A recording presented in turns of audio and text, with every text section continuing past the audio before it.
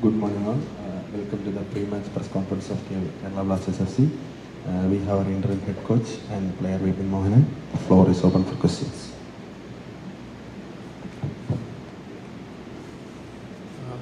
Hi coach. Hi. Blasters നല്ലൊരു രീതിയിൽ ദിശയിൽ തന്നെ നിൽക്കുന്നു എന്ന് വിചാരിക്കുന്നു. കാരണം താങ്കളുടെ കീഴിൽ ഇപ്പോൾ 5 മത്സരങ്ങൾ കഴിഞ്ഞു, 3 ജയം, 1 ഡ്രോ, 1 തോൽവി. അവസാനത്തെ 3 കളികളിലാണെങ്കിലും നല്ല പെർഫോമൻസ് ആയിരുന്നു. ഒഡീഷയ്ക്കെതിരെ ജയിച്ചു, അതിന് പഞ്ചാബിനെതിരെ ജയിച്ചു. നോർത്ത് ഈസ്റ്റിനെതിരെ നമ്മൾ ജയതുല്യമായ ഒരു സമനില തന്നെയാണ്. എങ്ങനെയാണ് ഇപ്പോഴത്തെ ബ്ലാസ്റ്റേഴ്സിൻ്റെ ഈ സിറ്റുവേഷൻ എങ്ങനെ കാണുന്നു? ഇനി എന്തൊക്കെയാണ് ബ്ലാസ്റ്റേഴ്സ് മെച്ചപ്പെടേണ്ടതെന്ന് താങ്കൾ കരുതുന്നു? What we actually were planning, or what when we take charge, me and Thomas and our coaching staff take charge. What we were planning for this was to be like this. Is a positive way to take each and every match like that, and hopefully we are getting it. But the main important thing, what we are going to face is all to maintain this team spirit and this efforts. So that's a very important thing to maintain it. So we are trying our level best to do that, and hopefully we will achieve it, and we are going through it.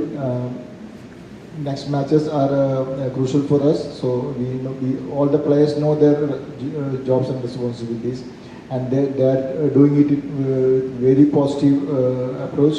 We are happy with that, but the most important thing is to maintain it.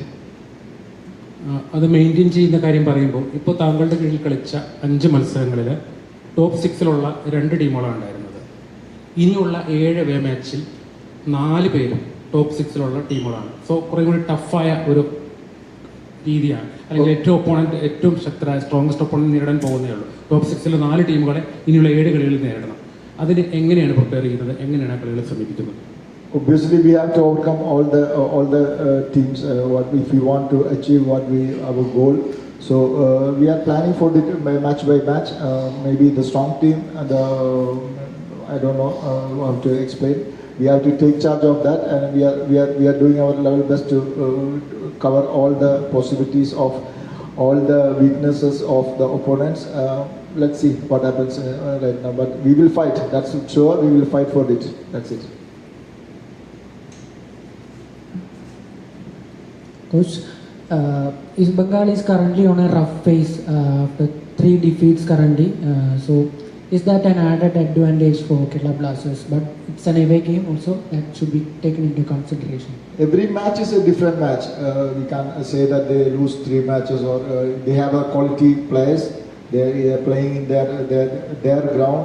So it will be quite difficult for us. Like. Through all our team spirit and teamwork, what we are going through, if we maintain it and if we do stick on to our plans and implement it in the right way in the ground, hopefully we can achieve that. But we have to take it very seriously, and very good team, and with all respect to the opponents. Let's see what happens after that. So after you guys took over, the top 6 is a near possibility for Kerala Blasters right now.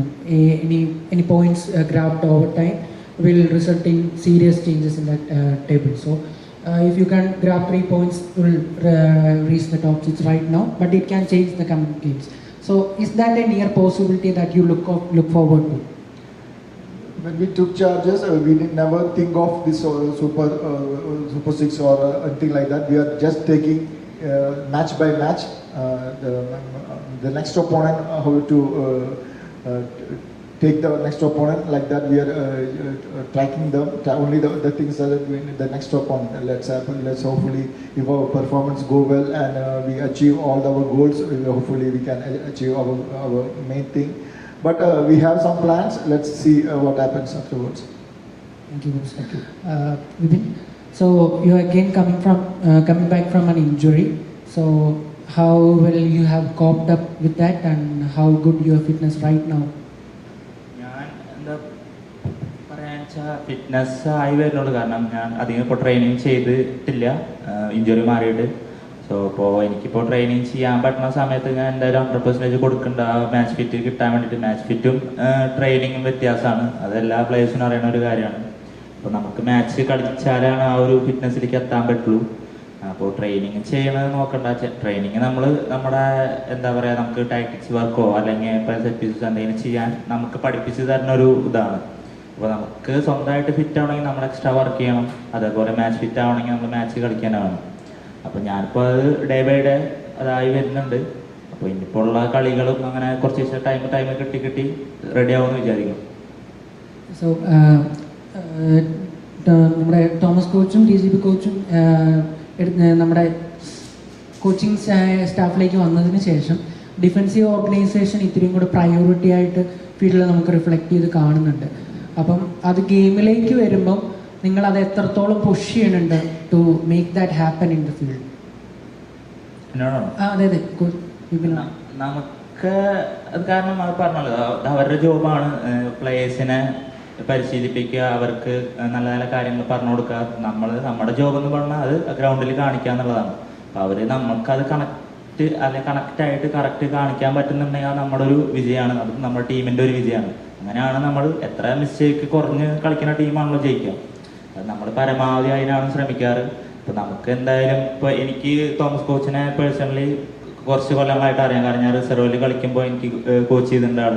അപ്പോൾ എനിക്ക് ആളെ കുറിച്ച് ആളുടെ കളി രീതി എനിക്ക് മുന്നേ തന്നെ അറിയാമായിരുന്നു. അപ്പോൾ ഇപ്പോഴും ഇപ്പോൾ സീനിയർ ടീമിലേക്ക് വന്നത് എനിക്ക് ഭയങ്കര പേഴ്സണലി ഭയങ്കര സന്തോഷമുണ്ട്. കാരണം റിസർവിൽ നിന്ന് ഒരു കോച്ച് വരിക, അപ്പോൾ എനിക്ക് ക്യാമ്പ് എടുത്ത ഒരാൾ നമ്മുടെ വീണ്ടും സീനിയറായിട്ട് വരിക എന്ന് പറയുന്നത് എനിക്കൊരു സന്തോഷമുള്ള കാര്യമാണ്. അപ്പോൾ എനിക്കിപ്പോൾ ആളുടെ കീഴിൽ വീണ്ടും കളിക്കാൻ പറ്റുന്നത് ഒരു നല്ല കാര്യമായിട്ടാണ് ഞാൻ കരുതുന്നത്. അപ്പോൾ എനിക്ക് ആളുടെ പേഴ്സണലി എനിക്ക് ഭയങ്കര ഇഷ്ടമുള്ള ഒരു കോച്ചും കൂടിയാണ്.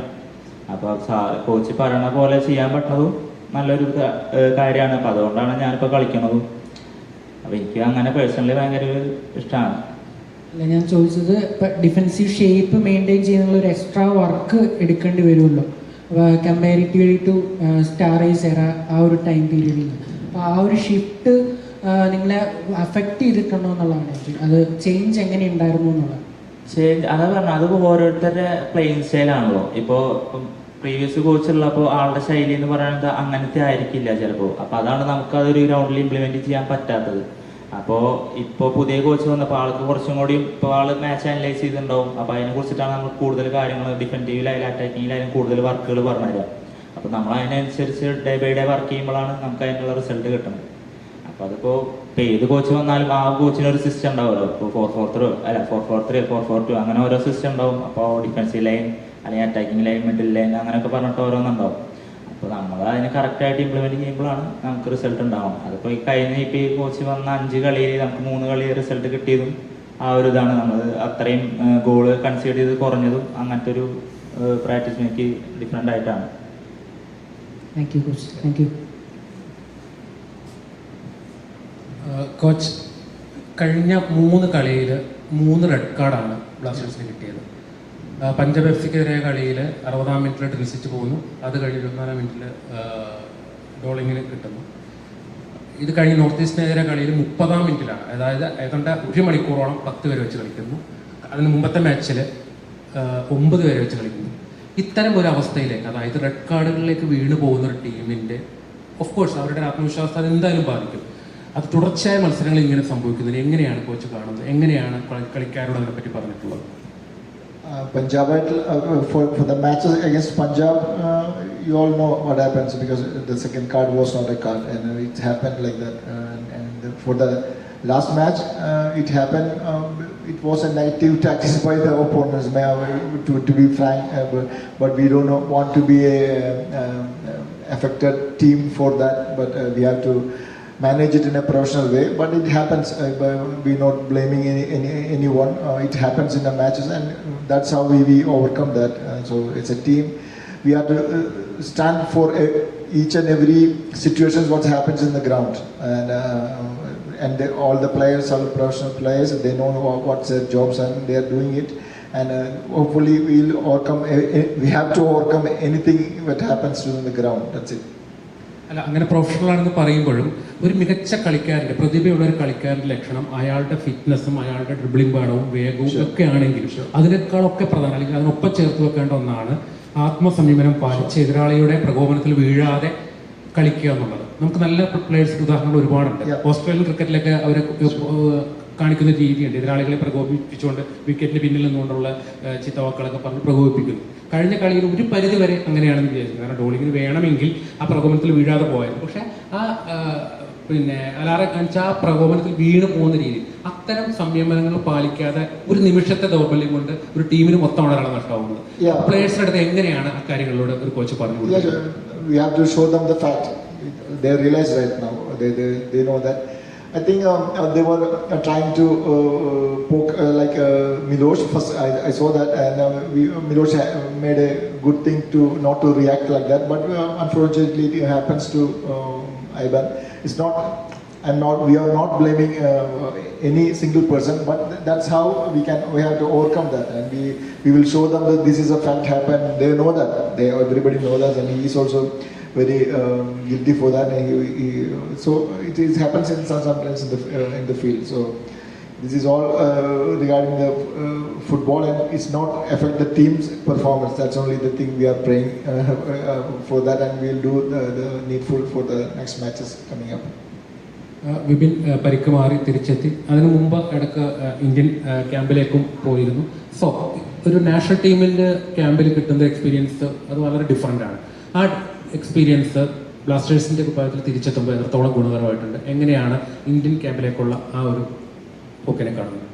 ഇന്ത്യൻ ക്യാമ്പ് അതൊരു ഡിഫറെൻറ്റ് ഫീലിംഗ് ആണ്. കാരണം ഞാനിപ്പോൾ പോയത് എൻ്റെ ആദ്യത്തെ ഒരു ഡെബ്യൂ ആയിട്ടാണ്. അപ്പോൾ ഞാൻ എൻ്റെ ചെറുപ്പം മുതലുള്ള സ്വപ്നമായിരുന്നു, അതെല്ലാവർക്കും അറിയുന്ന ഒരു കാര്യമാണ്. അപ്പോൾ ഞാൻ ഇന്ത്യയിൽ കളിക്കുക എന്നുള്ളത് മനസ്സിൽ വെച്ചൊരു കാര്യമാണ്. ഇപ്പോൾ ക്ലബ്ബിൽ കളിക്കുമ്പോഴും എൻ്റെ എയിം എന്ന് പറയുന്നത് നാഷണൽ ഇന്ത്യ കളിക്കുക എന്നാണ്. പക്ഷെ അപ്പോൾ അവിടെ എത്തിയപ്പോൾ ഉള്ളൊരു ഫീലിംഗ് ഡിഫറെൻ്റ് ആണ്. കാരണം ഇത്രയും സീനിയർ പ്ലേയേഴ്സ്, ഇപ്പോൾ നമ്മൾ കളി തുടങ്ങിയപ്പോൾ മുതൽ അവിടെ സീനിയർ ടീമിൽ കളിച്ച പ്ലേയേഴ്സാണ് നാഷണൽ ടീമിലുള്ളത്. അപ്പോൾ നമുക്ക് അവരൊപ്പം കളിക്കാമെന്ന് പറയുന്നത്, അവരുടെ ഗൈഡൻസിൻ്റെ കീഴിൽ കളിക്കാമെന്ന് പറഞ്ഞാൽ എനിക്ക് ഭയങ്കര ഒരു ഭാഗ്യമുള്ള ഒരു കാര്യമാണ്. അപ്പോൾ അത് ഇവിടെ ക്ലബ്ബിൽ അങ്ങനെ തന്നെയാണ്. ഇപ്പോൾ ഫോറിൻ പ്ലേയേഴ്സ് ആയിക്കോട്ടെ, നമുക്ക് കുറേ കാര്യങ്ങൾ ഗൈഡ് ചെയ്ത് തരുന്നുണ്ട്, കുറേ സപ്പോർട്ട് ചെയ്യുന്നുണ്ട്. അപ്പോൾ പക്ഷേ ഇന്ത്യൻ ടീമിൽ എത്തുമ്പോൾ എനിക്ക് പേഴ്സണലി ഭയങ്കര ഞാൻ ഹാപ്പിയാണ്. ഞാൻ ഇത്രയും കാലം ഒരു എയിം ചെയ്തൊരു കാര്യം അച്ചീവ് ചെയ്യാൻ പറ്റുന്നൊരു വലിയൊരു കാര്യമല്ലേ. അപ്പോൾ അങ്ങനത്തെ രീതിയിൽ എനിക്ക് ഭയങ്കര സന്തോഷമുണ്ട്. പിന്നെ എല്ലാവരും ഫീലിംഗ് ഒരു സെയിം ആയിരുന്നു. പ്രാക്ടീസിനായാലും എല്ലാവരും സപ്പോർട്ട് ചെയ്തിരുന്നു. അങ്ങനെ മാറി നിൽക്കുക അങ്ങനത്തെ ഒരു ഇതുണ്ടായിരുന്നില്ല.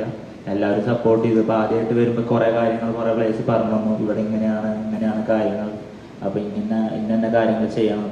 അപ്പോൾ അതൊക്കെ എനിക്ക് ഭയങ്കര ഹെൽപ്പ് ചെയ്തിട്ടുണ്ടായിരുന്നു. ഇനിയിപ്പോൾ ഹോപ്പ്ഫുള്ളി ഇനിയിപ്പോൾ നെക്സ്റ്റ് ക്യാമ്പിൽ വിളിക്കുമെന്ന് വിചാരിക്കുന്നു. ഇപ്പോൾ നമ്മുടെ പെർഫോമൻസ് അനുസരിച്ചാണല്ലോ വിളിക്കുക. അപ്പോൾ ഇനിയും പോകാൻ പറ്റുമെന്ന് വിചാരിക്കുന്നു. കോച്ച് ദുസാൻ ലഗാത്തോറിനെ കുറിച്ചിട്ടുള്ള ഒരു എക്സ്പീരിയൻസ് എന്താണ്? കാരണം ദുസാൻ എനിക്ക് തോന്നുന്നു വെള്ളിയാഴ്ച പുലർച്ചെയാണ് എത്തിയത്. തൊട്ടടുത്ത ദിവസം തന്നെ ദുസാനെ കളത്തിലിറക്കേണ്ടി വന്നു. ഒരു വളരെ കുറച്ച് സമയം, കാരണം അതിന് അങ്ങനെ സാഹചര്യത്തിൽ ആവശ്യമായ സാഹചര്യത്തിൽ ഇറക്കിയതായിരിക്കാം. അത്ര പെട്ടെന്ന് ഇറക്കേണ്ടിയിരുന്നോ?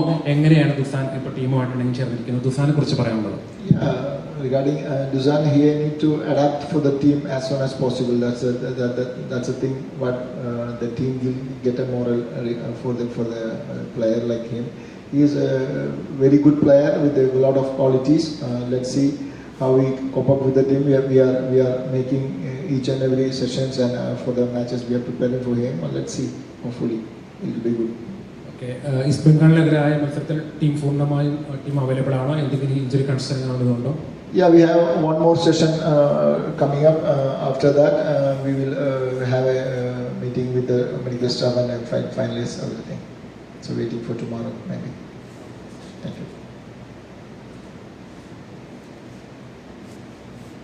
Thank you very much.